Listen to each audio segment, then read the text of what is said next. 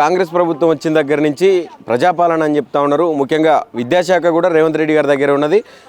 నేను వేరే వాళ్ళకి అప్పచెప్తే ఈ శాఖను ఎక్కడ భ్రష్టు పట్టిస్తారో అని చెప్పి నా దగ్గరనే పెట్టుకున్నా అని పెద్ద పెద్ద సవాళ్ళు చేసినటువంటి పరిస్థితి కనిపించింది. ఈరోజు ఫీజు రియంబర్స్మెంట్ అంశం మీద అనేక విద్యారంగ సంస్థలు కావచ్చు, అనేక విద్యార్థి సంఘాలు కావచ్చు రోడ్లెక్కుతా ఉన్నటువంటి పరిస్థితి. ఇప్పటికీ కూడా 2 సంవత్సరాలు దాటిపోయింది, ఇంకా కూడా దానికోసం కొట్లాడుతూ ఉన్నటువంటి పరిస్థితి. ఈరోజు కూడా నిజాం కాలేజీలో ప్రస్తుతం ఏబీవీపీ ఆధ్వర్యంలో ఫీజు రియంబర్స్మెంట్ చేయాలని చెప్పి వాళ్ళు ఒక ధర్నా నిర్వహించడం జరిగింది. మాట్లాడే ప్రయత్నం. నమస్తే బ్రదర్. నమస్తే అన్న. ఇది మొన్న బట్టి విక్రమార్క చెప్పిండుగా మేము ఇన్ని కోట్లు 100 కోట్లు రిలీజ్ చేస్తున్నామని చెప్పి, మరి ఇంకా రోడ్లు ఎక్కుతా ఉన్నారు. ఏంది పరిస్థితి? ఎందుకు ఈరోజు నిజాం కళాశాల ఆధ్వర్యంలో ఏబీవీపీ ఆధ్వర్యంలో బట్టి విక్రమార్క గారి దిష్టిబొమ్మ తలగబెట్టడం జరిగిందన్న. ఎందుకంటే 2025 జూలై 15న బట్టి విక్రమార్క గారు నిజాం కళాశాల ఆడిటోరియంకి వచ్చినటువంటి క్రమంలో అఖిల భారతీయ విద్యార్థి పరిషత్ కార్యకర్తలు అక్కడ గేటు దగ్గర కాన్వాయ్కి అడ్డుపడి మా స్కాలర్షిప్లు మాకు కావాలి, మా మెస్ బకాయిలు మాకు కావాలంటే ఆ యొక్క సెగకు ఆయన ఆడిటోరియంలోకి వచ్చి అప్పటికప్పుడు తప్పించుకుందామనే ఉద్దేశంతో నేను కేవలం 2 వారాల్లో మీకు రావాల్సినటువంటి 15,50,00,000 ఫీజు రియంబర్స్మెంట్లు ఇదే నిజాం కళాశాల గ్రౌండ్లో బహిరంగ సభ పెట్టి 5,000 మంది సమక్షంలో మీకు విడుదల చేస్తానని చెప్పి ఇప్పటి వరకు మరి ఆయనకి సోయి లేదా, గుర్తు లేదా, మతిమరుపు ఉందేమో మాకైతే తెలియదు. కానీ 2 వారాలు కాదు 7 నెలల కాలం దాటిపోతున్నప్పటికీ కూడా ఇంతవరకు నిజాం కళాశాల వైపు కన్నెత్తి చూసిన దాఖలాలు అయితే లేవన్నా. ప్రధానంగా చెప్పిండు నెలకు ఒక 800 కోట్లు మేము రిలీజ్ చేస్తూ ఉన్నాం, ఆల్రెడీ పడతా ఉన్నాయి అకౌంట్లలో అని చెప్పి. అంటే అవన్నీ అవాస్తవాలంటారా? అవన్నీ కూడా అప్పటికప్పుడు విద్యార్థులను మభ్యపెట్టి ప్రభుత్వానికి వ్యతిరేకంగా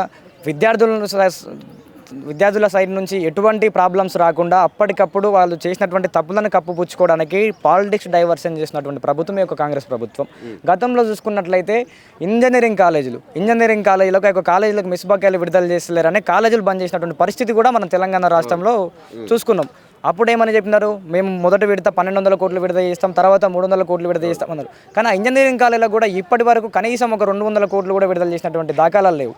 అదేవిధంగా మా నిజాం కళాశాల చూసుకున్నట్లయితే నిజాం కళాశాలని కాదు, ఏ కళాశాలకైనా, ఏ ఇంజనీరింగ్ కాలేజీకైనా, ఏ గవర్నమెంట్ కాలేజీకైనా బట్టి విక్రమార్క గారి దగ్గరికి స్కాలర్షిప్ల కోసం వెళ్తే మీకు వచ్చేటటువంటి స్కాలర్షిప్లలో మీకు విడుదల చేస్తాం, కానీ దాంట్లో నాకు 30% కమిషన్ కావాలన్నటువంటి ఈ డిప్యూటీ సీఎం, మన తెలంగాణ రాష్ట్ర డిప్యూటీ సీఎం, ఉప ముఖ్యమంత్రి అయ్యుండి అట్లా చెప్పిండా. ఒక ఉప ముఖ్యమంత్రి గారే అట్లా చెప్పడం ఈ యొక్క తెలంగాణ రాష్ట్ర విద్యాశాఖకు, తెలంగాణ రాష్ట్ర ప్రభుత్వానికి, ఈ యొక్క ఇందిరమ్మ రాజ్యము ప్రజాపాలన అని చెప్పుకున్నటువంటి ప్రభుత్వానికి కూడా చాలా సిగ్గుచేటు, తలదించుకోవాల్సిన పరిస్థితి ఈరోజు తెలంగాణ రాష్ట్రంలో నెలకొందన్న.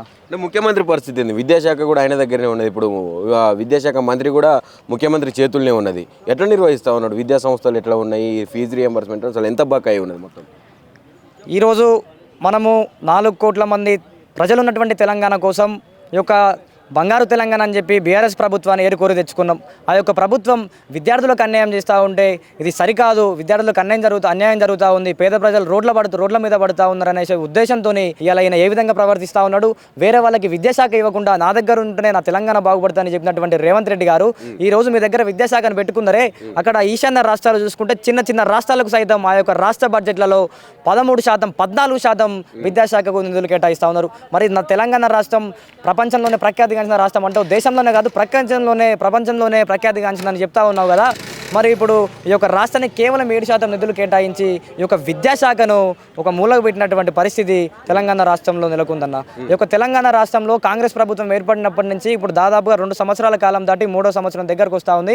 ఈ యొక్క కాంగ్రెస్ ప్రభుత్వం వచ్చినప్పటి నుంచి సంక్షేమ హాస్టళ్లలో, బీసీ హాస్టళ్లలో భవనాలు కూలి, పక్కా భవనాలు లేక అద్దె భవనాలు ఉండి చాలా మంది పేద విద్యార్థులు ఫుడ్ పాయిజన్లు అయ్యి చనిపోయినటువంటి పరిస్థితి యొక్క తెలంగాణ రాష్ట్రంలో ఉంది. దాదాపుగా 80 నుంచి 110 మంది విద్యార్థులు వాళ్ళు ఫుడ్ పాయిజన్ అయి చనిపోయినటువంటి పరిస్థితి ఈరోజు తెలంగాణ రాష్ట్రంలో నెలకొంది. ముఖ్యమంత్రి ఏం చెప్తా ఉన్నాడు? విద్యాశాఖ మీద వేరే మంత్రులకు ఇస్తే అంత పట్టు లేదు, ఇది నా దగ్గర ఉంటేనే మంచిగా భద్రంగా ఉంటుంది అని అంటాడు. కనిపిస్తుంది ఆ భద్రత? ఇప్పుడు మీకు చెప్పింది అర్థమై ఉంటుంది అన్న.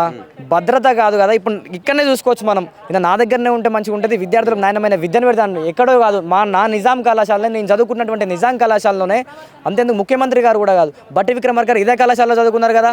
మెస్సు బకాయిలు రాక 3 నెలలు మా దగ్గర 3,000, 4,000 చందాలు తీసుకొని ఈ యొక్క నిజాం కళాశాల మెస్సు నడిపినటువంటి రోజులు నిజాం కళాశాలలో ఉన్నాయి. ఆ పక్క విద్యార్థులు ఏమో ఇంత ఇబ్బందులు పడతా ఉన్నారు, ఫీజు రియంబర్స్మెంట్లు రాక ఉన్నటువంటి బకాయిలు క్లియర్ చేయకుండా. ఒక పక్క పక్కా భవనాలు లేవు అని చెప్తా ఉన్నావు. వీటన్నిటికీ కాకుండా ఈరోజు మెస్సిని తీసుకొచ్చి 100 కోట్లు దారాదత్తం చేయడం కానీ, అటు అందాల పోటీలు అని చెప్పి దాంట్లోకి ఒక 100 కోట్లు పెట్టడం కానీ, ఇదంతా చూస్తూ ఉంటే ఏమనిపిస్తూ ఉంది?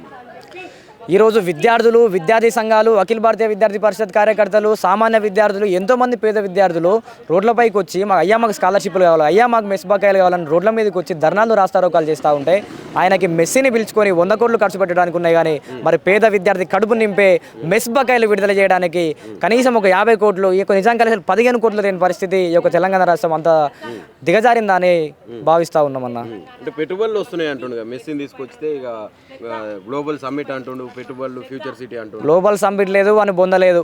వాడు రేవంత్ రెడ్డి ఎవరైతే ఉన్నారో ఆ మనకు గత ప్రభుత్వంలో చూసుకున్నట్లయితే కేసీఆర్ గారు అన్నాడు, నీ మనవన్ని తీసుకొచ్చి నువ్వు ఇక్కడ తిప్పుతున్నావు అక్కడ తిప్పుతున్నావు అని. నువ్వు చేసింది ఏంది? మొన్న మెస్సిని తీసుకొచ్చి అక్కడ 100 కోట్లు 150 కోట్లు ప్రజాధనం అంతా దుర్వినియోగం చేసి పేద విద్యార్థులు స్కాలర్షిప్లు ఇవ్వకుండా మెస్ బకాయిలు ఇవ్వకుండా మెస్సిని తీసుకొచ్చి నీకు 150 కోట్లు పెట్టే అంత పైసలు ఉన్నాయి. కానీ పేద విద్యార్థి కడుపు నింపేటటువంటి పూటకు ఒక 70 రూపాయలు 80 రూపాయలు బడ్జెట్ మన రాష్ట్రంలో లేకపోవడం నిజంగా ఈ యొక్క కాంగ్రెస్ ప్రభుత్వం తెలంగాణ రాష్ట్రం తలదించుకోవాల్సినటువంటి సిచ్యువేషన్ ఈ యొక్క తెలంగాణ రాష్ట్రం. విద్యా వ్యవస్థే మంచిగా లేదు ఇక్కడ. విద్యార్థుల బాధలు చూసే పరిస్థితిలో ప్రభుత్వం లేదు. నేను ఫ్యూచర్ సిటీ కడతా, నా పోరాటం మన పోరాటం అంతా ఇక్కడతోటి కాదు, పక్క రాష్ట్రాలతోటి కాదు, దేశాలతోటి అని చెప్తా ఉన్నాడు రేవంత్ రెడ్డి గారు. ఏం చెప్తారు దానికి? ఫ్యూచర్ సిటీ అంటుండు, గ్లోబల్ సమ్మిట్ అంటుండు. ఇదంతా దేనికోసమన్నా ఆయన జోబులు నింపుకోవడం కోసం. వస్తాయి పెట్టుబడులు వచ్చినప్పుడు ఈయన కమిషన్లు వస్తాయి, ఈయన జోబులు నింపుకోవాలి. ఈయన ఎలక్షన్లో ఖర్చు పెట్టినంత మళ్ళీ వెలికి తీయాలి కదా వెనకకి. ప్రజలు చూస్తూనే ఉన్నారు, ఆయనకు అర్థమైపోయింది. ఇంకో 2 సంవత్సరాల తర్వాత నేను కుర్చీలో ఉన్నాను, ప్రజలు నన్ను బొందబెట్టి తొక్కుతారని కూడా ఆయనకు అర్థమవుతా ఉంది. కాబట్టి గ్లోబల్ సిటీలని, గ్లోబల్ రామా అని, ఫ్యూచర్ సిటీ అని తీసుకొచ్చి బయట దేశాల నుంచి ఈ యొక్క పెట్టుబడులను తీసుకొస్తా ఉండు. కానీ ఇది కేవలం ఆయన మంత్రులు జోబులు నింపుకోవడానికి మాత్రమే అని అఖిల భారతీయ విద్యార్థి పరిషత్ స్పష్టంగా చెప్తా ఉంది. ఫైనల్గా ఏబీవీపీ కార్యాచరణ ఎట్లా ఉండబోతుంది? ముందస్తుగా కూడా ఇదే వైఖరి ప్రభుత్వం నుంచి మీకు కనిపిస్తుంది? అఖిల భారతీయ విద్యార్థి పరిషత్ తెలంగాణ రాష్ట్ర ప్రభుత్వానికి, ముఖ్యంగా రేవంత్ రెడ్డి గారికి, బట్టి విక్రమార్క గారికి ఒకటే హెచ్చరిస్తూ ఉంది. ఇదే మొండి వైఖరి కనుక మీరు ప్రదర్శిస్తే మాత్రం తెలంగాణ రాష్ట్రంలో ఉన్నటువంటి కలెక్టరేట్లు, సంక్షేమ భవన్లు, సెక్రటరేట్ని కూడా ముట్టడియడానికి ఏబీవీపీ వెనకాడదు. రోడ్లు మండుతాయి, ఉద్యమాలు ఉప్పొంగుతాయి బిడ్డ రేవంత్ రెడ్డి. ఏబీవీపీ కార్యాచరణ మొత్తం కూడా మేము తయారు చేసి దగ్గర పెట్టుకున్నాం. జస్ట్ ఇది లాస్ట్ చివరిగా అవకాశం ఇవ్వాలనేసి మా స్టేట్ కాల్ ద్వారా ఈరోజు బట్టి విక్రమార్క గారి దాన్ని తలగబెట్టడం జరిగింది.